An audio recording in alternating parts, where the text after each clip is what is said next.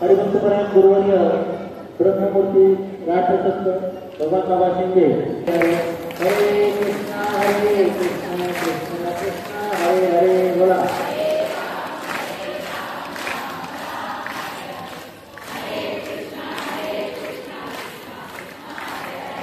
हरे राम राम राम हरे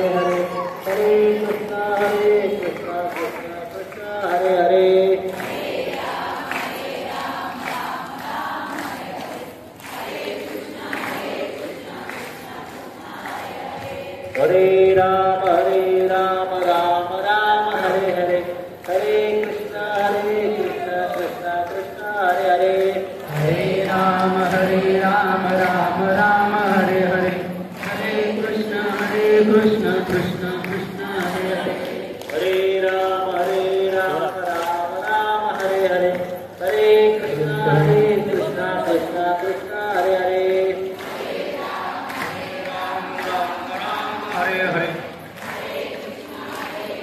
हरे हरे हरे राम राम हरे हरे हरे कृष्णा कृष्णा हरे हरे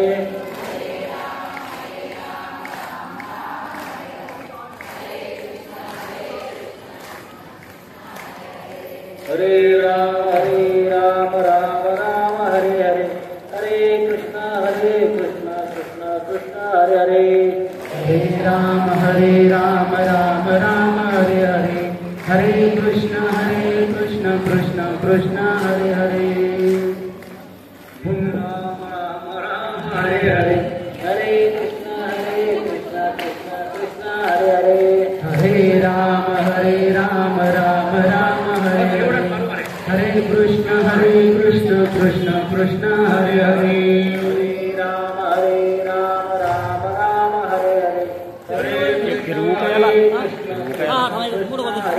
हरे कुंडली गौर हरे विठ्ठल श्री ज्ञानदेव तुकाराम पंढरनाथ भगवान की जय माऊली ज्ञानेश्वर महाराज की जय जगद्गुरु श्री संत तुकाराम महाराज की जय सच्चिदानंद सद्गुरु संत श्रीपाद बाबा महाराज की जय सच्चिदानंद सद्गुरु संत रामदास बाबा महाराज की जय अवधूत चिंतन श्री गुरुदेव दत्त गोपाल कृष्ण भगवान की जय।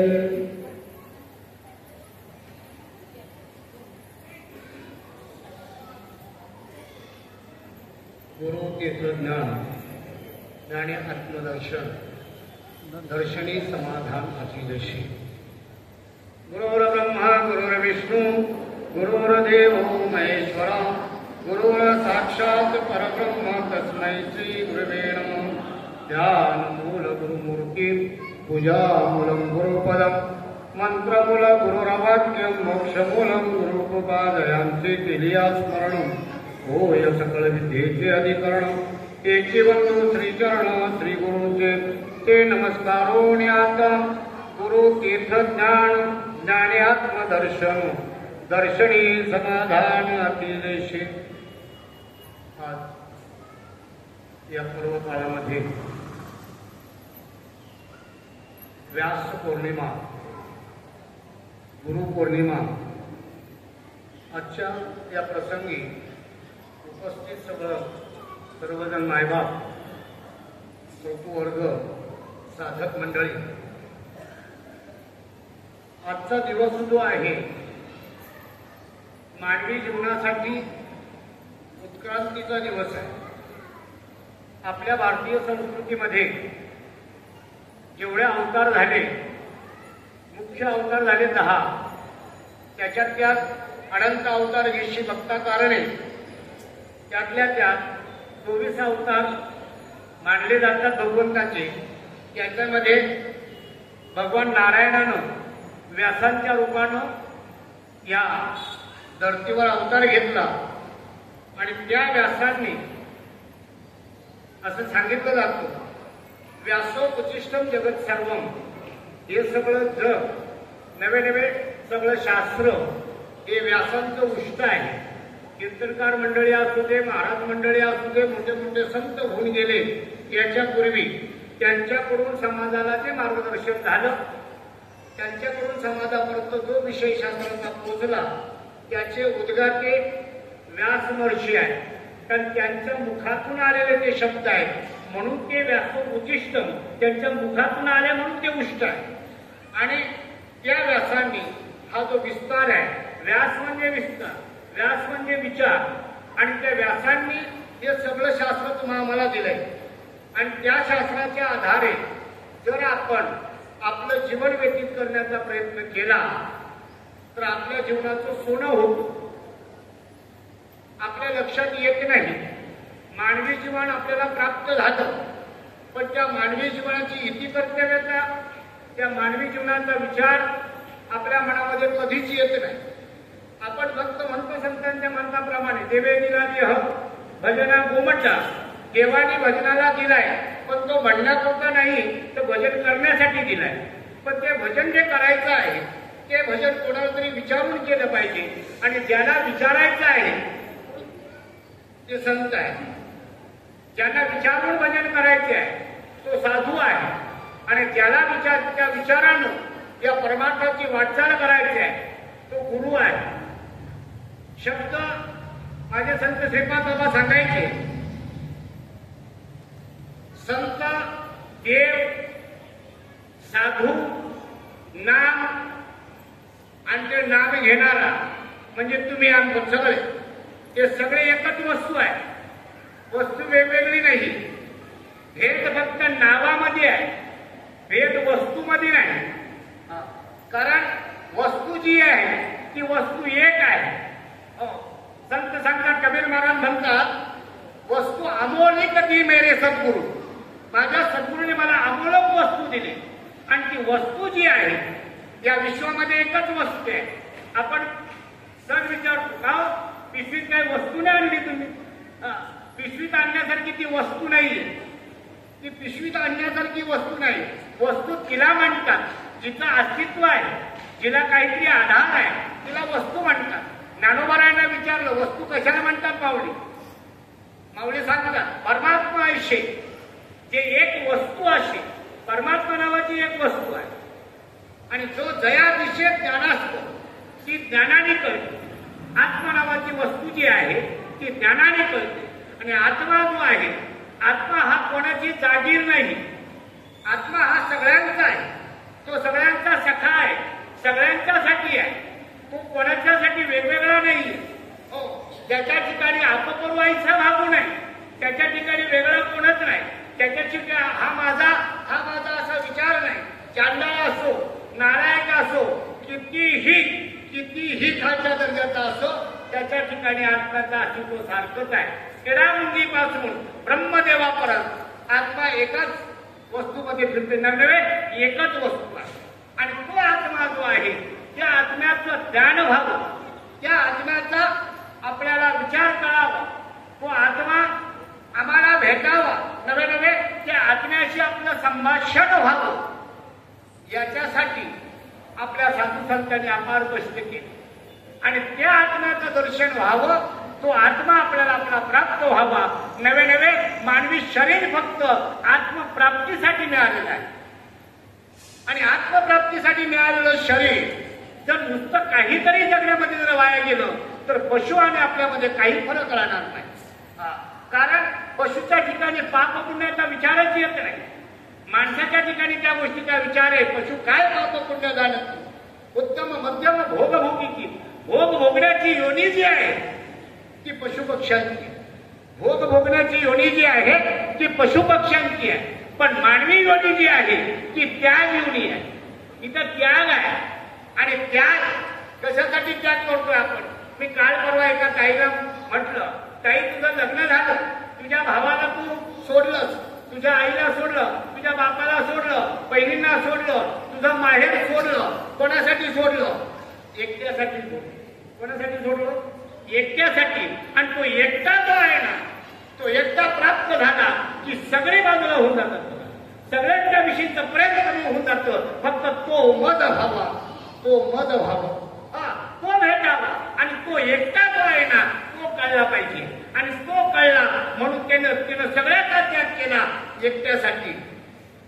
आणि तुम्हाला सांगेन, तुम्ही सगळं जर सोडू शकता आपल्या नवऱ्यासाठी, बरं की नाही?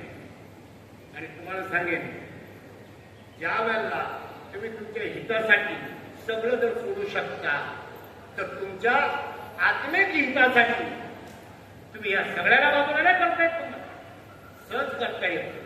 पण सांगितलंय मुश्किल कुछ भी नहीं, मुश्किल कुछ भी नहीं है, लेकिन ठान लीजिए. पण आपण ठान लीजिए होतच नाही. आपलं धडसोडीचं काम, अंगाला आला ताप, देवा तू माझा बाप, अंगाचा गेला ताप, देवा मी तुझ्या बापाचा बाप. आपली परिस्थिती अशी आहे, आपल्याला देव आवडतो त्याच्याबद्दल वादच नाही. कोणाला देव आवडत नाही? माऊलीला विचारलं, देव कोणाला आवडतो माऊली? ते एक मनुष्य जात स्वभावताच भजनशील, नालायक माणूस, दारुडे असेल, हो एकदम खालच्या दर्जाचा जरी असेल तरी त्याला देव आवडतो. फक्त त्याच्या पद्धतीचा देव असू शकतो. प्रत्येकाला देव आवडतो. एक मनुष्य जात सकट स्वभावताच भजनशील झाले असे केवळ माझ्यात आहेत, परी ज्ञाने बिन नाचले. पण त्यांना ज्ञान नसल्यामुळं ते नाचले, बुद्धी भेदाशी आले, त्यांच्या बुद्धीला भेद आलेला आहे. हा देव वेगळा, तो देव वेगळा, तो देव वेगळा, यांचा देव वेगळा, यांचा परमार्थ वेगळा, यांचा संप्रदाय वेगळा. हा कसला बुद्धीचा नाश झालेला आहे, बुद्धी सडलेली आहे. आणि त्याच्यामुळं बुद्धी भेदाशी आले, त्यांच्या बुद्धीला भेद आलेला आहे. आणि कल्पनाही ते कल्पना गेले अशक्यात, नको नको ती कल्पना केली. आणि कल्पना केल्यामुळं, कल्पनेमुळं जीव अडकून गेला, कल्पनेमुळे जीव सुखाला मुकला, कल्पनेमुळे जीव अज्ञानात पडला. आणि कल्पनेच मुळे तुम्हाला सांगायचं, तुम्ही बसलेली मंडळी आहात, तुम्ही सगळे देव आहात. कोण आहात? देव आहात. पण पटतं का तुम्हाला? नाही. मग जर देव आहे तर सून डोळे का वटारते? देव आहे तर सासू डोळे का वटारते? हे सगळं जरी आहे तरी सुद्धा तुम्हाला सांगतो, तुम्ही देव आहात. पण देव असून सुद्धा आम्हाला देव बनण्याची इच्छा होत नाही. कशाने देव आहोत आपण फक्त आत्मतत्वाने देव. कशाने देव आहोत? आत्मतत्वाने देव. आणि देहानं तुम्ही जे आहात द्या. आणि देह जे आहे ना, ते कर्म सगळं तुमच्या देहाचं आहे. आणि देहाच्या कर्माकडे आपल्याला पाहायचं नाही. आणि देहाच्या कर्माकडे न पाहण्याची रीत आहे, देहाच्या पासून बाजूला होण्याची जी रीत आहे. ज्ञानोबाला सांगतात, या देहाच्या बांधवडीला पडिते, या देहाच्या नादी लागू नका. या देहाच्या नादी लागू नका. माझ्या श्रीपाद बाबांचं उदाहरण असायचं, देहाचा संगत केली 12 तास. कोणी?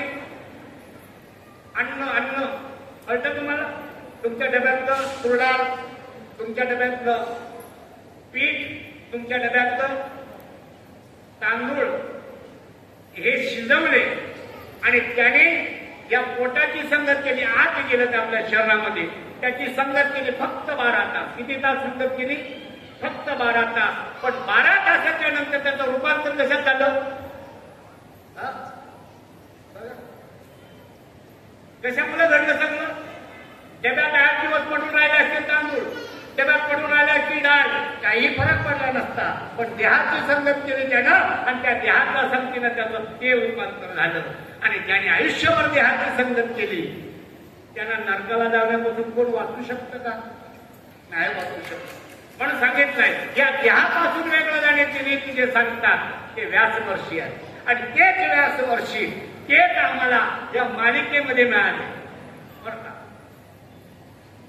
मुख्य महाविष्णू चैतन्याचे मूळ संप्रदाय फळ तेथून या आपल्याला जो अनुग्रह झालेला आहे, तो अनुग्रह आम्हाला मुख्य महाविष्णूकडून होतो, आम्हाला दत्तात्रयांच्याकडून होतो, आम्हाला व्यासांच्याकडून होतो, आम्हाला तुकोबरायांच्याकडून, ज्ञानोबरायांच्याकडून, नव्या नव्या अभिनाथ गुरु सकळ सिद्धांचा त्यांच्याकडून आपल्याला अनुग्रह होतो. मागच्या वेळेला मी सहज बोललो होतो. बरं का? तुम्हाला कोणाचा अनुग्रह? आता तुम्ही बसलेले म्हणले, कोणाचा अनुग्रह आहे? कोणाचा आहे? पुढच्या पोरांना का सांगू, मागच्या पोरांनी सांगितलं. कोणाचा अनुग्रह आहे? शिंदे बाबा तुमचा अनुग्रह आहे. शिंदे बाबाचा अनुग्रह आहे तुम्हाला, श्रीपाद बाबाचा अनुग्रह आहे तुम्हाला, बडोबाचा अनुग्रह आहे, केरोबाबाचा अनुग्रह आहे. तुम्हाला दत्तात्रयांचा अनुग्रह आहे? नाही. त्याच्या पलीकडे जाऊन बघितलं ना तर तिथून मुळापासून ते नाम आले, जे तत्व आलंय ते मुख्य महाविष्णूकडून आलेलं आहे आणि ते मुख्य महाविष्णूकडून आलेलं तत्व ते तुमच्यापर्यंत आलंय. फक्त माध्यम बदललं, शरीर बदललेलं आहे, तत्व बदललेलं नाही. बाबा सांगायचे, आपले संत श्रीपाद बाबा सांगायचे, तुम्ही स्वीकार कसला केलाय, तत्वाचा का देहाचा? तत्वाचा स्वीकार केला आपण आणि ते तत्व आम्हाला चेंज करणार आहे, देह नाही. म्हणून या देहाचा विचार कमी करायचा, पण ते दिलंय ना, कानावर पडलंय ना, त्याचा विचार जास्त करायचा. आपल्याला असं वाटतंय गुरुपौर्णिमेला गेलो, बाबाच्या पायावर 5-50 रुपये ठेवले, पाया पडलं तर आपलं आयुष्य सफळ झालं. असे बाबा जरी तुम्ही चहामध्ये उकळून पेले ना, थोडा काहीच नाही आपल्याला फरक पडत. आपण जिथं जायची त्याच बाजूला जाऊ, घाणेरड्या बाजूला जाणार आहोत. म्हणून एक गोष्ट लक्षात घ्यायची, जे कानावर जे पडलेलं आहे, जे कानावर पडलेला आहे तो शब्द जो आहे तो शब्दच ईश्वर आहे. कळलं तुम्हाला? नाम आहे ना, नामाचं चिंतन करताना अजून सुद्धा काही साधकाच्या मनामध्ये विचार येतो. नामाचं चिंतन करायला बसतो ना, काहीतरी आपल्या डोळ्यासमोर येईल. काय येणार आहे? डोंगळं येणार आहे? काहीच येणार नाही. नामच आलं पाहिजे. नामे पावन धर्म बाजूला शके स्नानादी कर्म. नाम परब्रह्म वेदार्थ. नाम हेच ईश्वर आहे. तुम्हाला दिलेला ईश्वर तुमच्या हृदयामध्ये प्रतिष्ठित केलेला आहे. फक्त तो ईश्वर जो आहे तो कसा ईश्वर आहे? नामरूपी जो ईश्वर आहे तो चैतन्य रूप आहे आणि तो आत्मरूपी जो ईश्वर आहे तुमच्या ठिकाणचा, त्याला तुमच्या नादानं जीवदशा प्राप्त झालेली आहे. आणि त्या जीवदशातून तो नामरूपी भगवंत त्या असणाऱ्या जीवरूपी आत्मतत्वाला परमात्म तत्वाशी गवसणी घालून देणार आहे. म्हणून प्रत्येकाने लक्षात घ्यायचं, आपण नामाचं चिंतन करायचं आणि नामाचं चिंतन करताना जे काही आम्हाला प्राप्त होणार आहे, जे प्राप्त होणार आहे त्यावेळेला आमच्या अंतःकरणामध्ये आनंद प्राप्त होणार आहे. आम्हाला आमच्या डोळ्यातून अश्रुधारा वाहणार आहे, आमचा कंठ दाटून येणार आहे, आमचे रोग उभे राहणार आहे. नवे एवढा आनंद होणार आहे, एवढा आनंद होणार आहे, या आनंदाला सीमा नाही, सीमा नाही. मी तर म्हणेन, आपल्या घरामध्ये आपल्या व्यवहारामध्ये आपल्याला जर काही प्राप्त होत आहे त्याचा जो आपल्याला आनंद मिळतोय त्याला नुसता आनंद म्हणतो. पण नामाच्या चिंतनातून तो मिळतो ना, तो परमानंद असतो. आणि परमानंद कधी होतो? परमानंदाची मानसी भेटी झाली या संतांच्या भेटीशिवाय परमानंद प्राप्त होत नाही. आणि आपण त्याच्यासाठी येतो.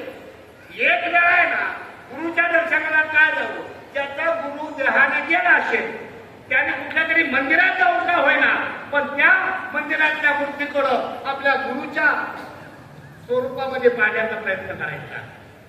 कारण गुरु जो आहे ना, गुरु हा संत कोणीचा राजा, गुरु हा प्राण विसावा माझा, गुरु वेद देव तुझा नाही पाहता लोके. गुरु हाच देव आहे. आणि ज्या शिष्याला आपला गुरु माणूस वाटतो तो शिष्य करंटा, उपदोनी करंटा, नेने अद्वैत वाटा, रामकृष्ण पैठा कैसेने होय. मी म्हणेन, मूर्त्या कोणासाठी बनवल्या देवाच्या माहिती तुम्हाला? ज्यांना काहीच कळत नाही आणि ज्यांना काहीच कळवून घ्यावंसं वाटत नाही, पण त्यांना काही ना काही आधार पाहिजे म्हणून शास्त्राने मूर्ती दाखवून दिली. पण ज्याला शास्त्र कळालंय आणि ज्याला अनंत जन्माच्या पुण्याईमध्ये ज्याचा प्रवास झालेला आहे त्याला भगवंत सद्गुरु रूपाने भेटत असतो. माझ्या विठोबाचा कैसा प्रेम भाव, माझ्या विठोबाचा कैसा प्रेम भाव, आपणची देव होय कार्य गुरु होतो. पडिये देह भाव, पडिये म्हणजे आवडता तुमच्यावर एवढं प्रेम आहे, माझ्यावर एवढं प्रेम आहे त्या देवाला. पडिये देह भाव पूर्वी वासना आपल्या अंतकरणाच्या सगळ्या इच्छा तो पूर्ण करतो. कशासाठी? आणखी ते आपण आपाशी न्यावे, त्याच्या स्वरूपामध्ये आपल्याला विलीन करण्यासाठी. त्या भगवंताला एवढी आपली आवड झालेली आहे का त्याला असं वाटतंय हा एवढा आता दमलाय, थकलाय, 184 योनी फिरलेला आहे, पण याला कुठेतरी स्टॉप द्यावा आणि आपल्या अंतकरणामध्ये नव्हे आपल्या स्वरूपामध्ये याला परत आणावं. कारण तोच आहे तो, हा माझाच आहे जीव. ममे वंश जीव लोके जीवभूता सनातना. हा जीव जो आहे ना माझा अंश आहे आणि अंश हा अंशपेक्षा वेगळा असू शकत नाही. त्याला आपल्याकडे घेऊन यावं आणि म्हणून तो भगवंत गुरुचं रूप घेतो आणि गुरुचं रूप घेऊन आणि तोच त्या शिष्याला अनुग्रह करतो. आणि अनुग्रह केल्याच्या नंतर बघा, परवा मी पंढरपूरला गेलो. पंढरपूरला गेल्याच्या नंतर पदोपदी पांडुरंगाचं दर्शन होतं. एकाने मला विचारलं, बाबा दर्शन झालं का तुमचं? मी बोललो दर्शन झालंय, पण आता प्रदर्शन पाहायला आलो. दर्शन त्याच्या दिवशी झालं ज्या दिवशी सद्गुरूला माथेवर हात ठेवला, ज्या दिवशी ते कानामध्ये ते शब्द टाकले, त्याच दिवशी दर्शन झालं. दर्शन आत आहे, बाहेर प्रदर्शन आहे. कळलं तुम्हाला? आतमध्ये दर्शन आहे. आणि त्या सांगितलं काय झालं, माझ्या गुरुनं मला अनुग्रह केला. पांडुरंगे सत्य केला अनुग्रह. पांडुरंगाने मला अनुग्रह केलाय आणि तो सत्य अनुग्रह केलाय. असत्य अनुग्रह असतो का? हो असतो ना असत्य अनुग्रह. असत्य अनुग्रह असतो. ज्या अनुग्रहाच्या योगानं जीव भगवंताशी एकरूप होत नाही तो असत्य अनुभव. काय सहज काय काय गोष्टी कसं जास्त लांबा चोखा करायची काय गरज नाही. ज्याच्या योगानं हा जीव परमात्म्याशी जोडला जात नाही, परमात्म्याचा आनंद त्याला आपल्या हृदयामध्ये आपल्या अंतकरणामध्ये त्या भगवंताची अनुभूती ज्या मंत्राने येत नाही, ज्या अनुग्रहाने येत नाही, तो मंत्र असत्य. सत्य नाही तो अनुग्रह. सत्य नाही. अनुभव ना अनुग्रह. अनु या शब्दाचा अर्थ काय? छोट्यातली छोटी वस्तू. छोट्यातली छोटी वस्तू तिला म्हणतात अनु. आणि ग्रह म्हणजे काय? ग्रह म्हणजे भावना. आपली भावना त्या छोट्यातल्या छोटी वस्तूमध्ये भगवंताची भावना तयार होणं त्याचं नाव अनुभव. साधी सोपी गोष्ट हो, कठीण काम नाही. त्या वस्तूमध्ये प्रत्येक ठिकाणी फरक नाही. आपण फक्त म्हणायला म्हणतो जिकडे पावे तिकडे हरी, हरी विना तुझे नाही, विठ्ठल जडी स्थळी भरला रीता ठाव, तो म्या ज्ञान दृष्टीने पाहिला, काळा गोरा उंच ज्यांना असा पाहिला का? विठ्ठलाची विठ्ठल. हो विठ्ठल. विठ्ठल म्हणजे विचार आणि वि म्हणजे विचार, ठ म्हणजे ठसणं आणि ल म्हणजे लक्ष देणं.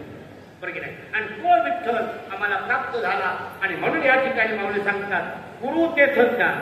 गुरु केलाय ना तुम्ही, पण तुम्हाला ज्ञान पाहिजे. कसलं ज्ञान होत आहे?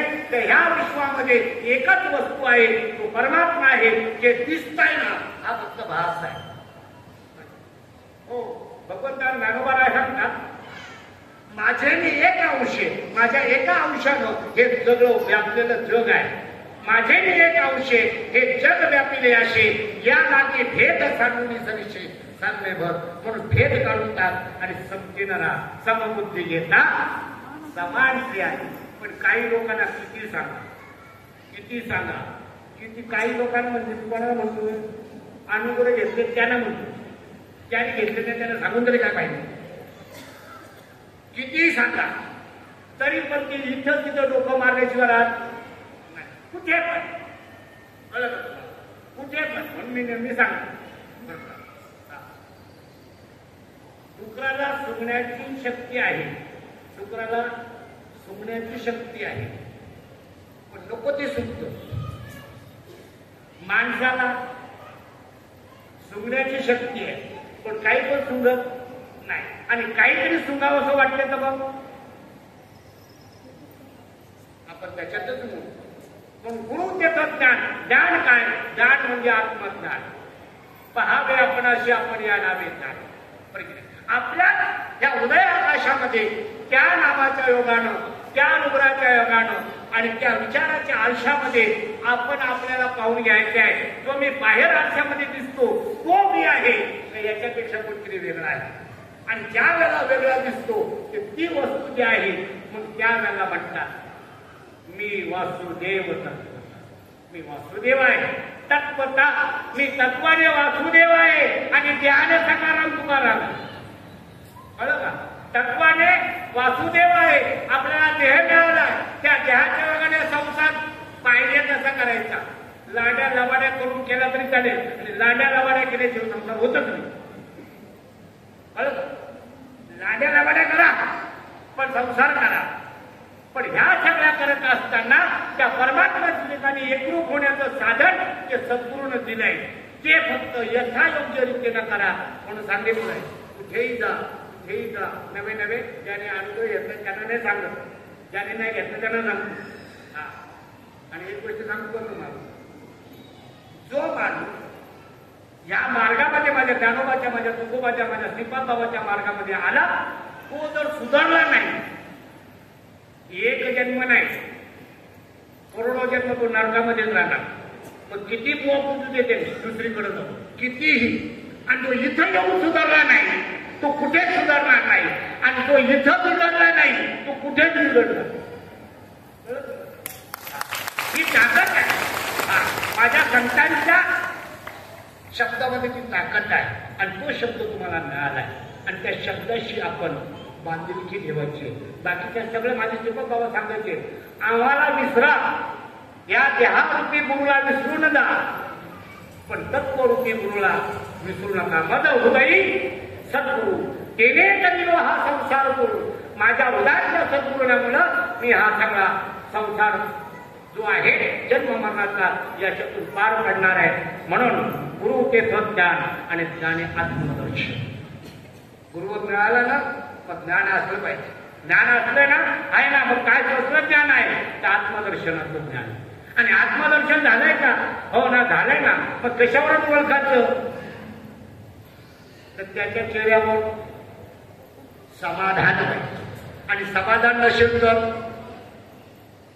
समाधान फक्त गुरु मिळालाय, ज्ञानाचा पत्ता नाही, त्याच्या पलीकडे आत्मदर्शन तर नाहीच नाही. आणि त्याच्या पलीकडं समाधान कुठून येणार? ही ओवी उलटी जरी वाचली ना, समाधान म्हणजे आत्मज्ञान, बरोबर नाही? आत्मदर्शन, समाधान, आत्मदर्शन. जिथं आत्मदर्शन आहे तिथं ज्ञान आहे, आणि जिथं ज्ञान आहे याचा अर्थ गुरु केलेला आहे. सर्व सोपं आहे. करून घ्या कसंही घ्या.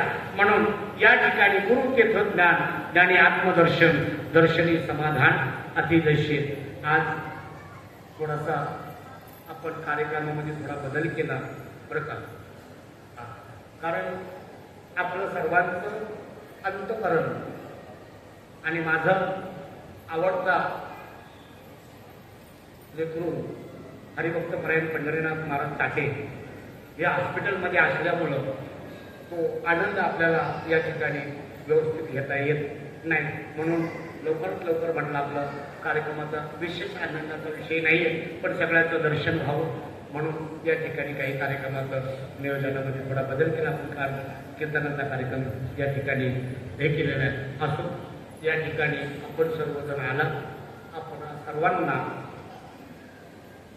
गुरुपौर्णिमेच्या शुभेच्छा देतो आणि संत श्रीपाद बाबा, रामदास बाबा, वारकरी संप्रदायाच्या वतीनं मी आपण सर्वांना आशीर्वाद देतो का तुमचं आयुष्य त्या भगवंताच्या नामचिंतनात, भगवंताच्या स्वरूपामध्ये विलीन होईपर्यंत तुमचं आयुष्य टिकून राहावं अशी भगवंताकडे प्रार्थना करू.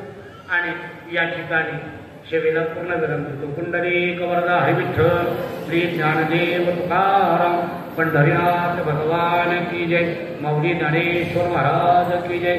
जगद्गुरु संत तुकाराम महाराज, सच्चिदानंद सद्गुरु श्रीपाद महाराज, सच्चिदानंद सद्गुरु रामदास महाराज, अवधूत चिंतन श्री गोपाल कृष्ण भगवान की जय. धन्यवाद बाबा.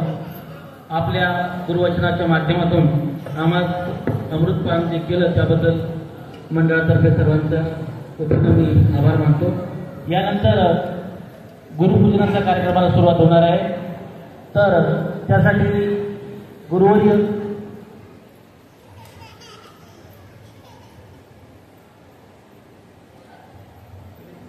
थोडीशी माईक काढून घ्या गणेश भाऊ, माईक वगैरे काढून घ्या.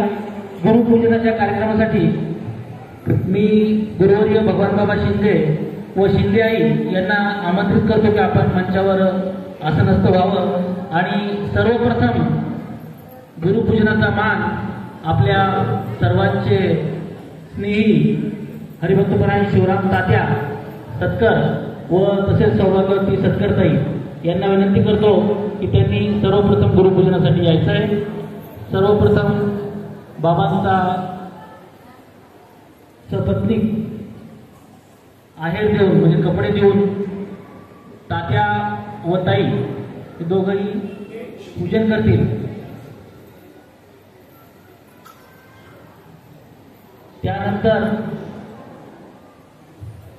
त्यानंतर